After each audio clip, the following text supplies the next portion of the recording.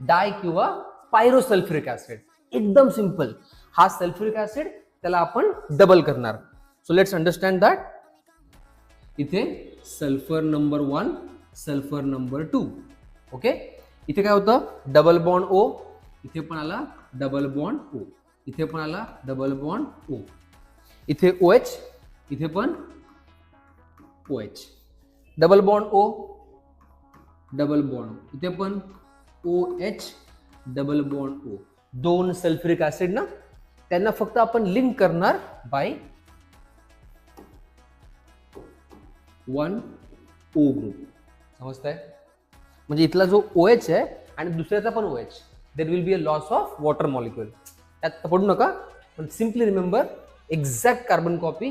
फक्त 1 OH of both is removed and they are linked by oxygen. त्यांच्यामध्ये आपण oxygen attach करणार.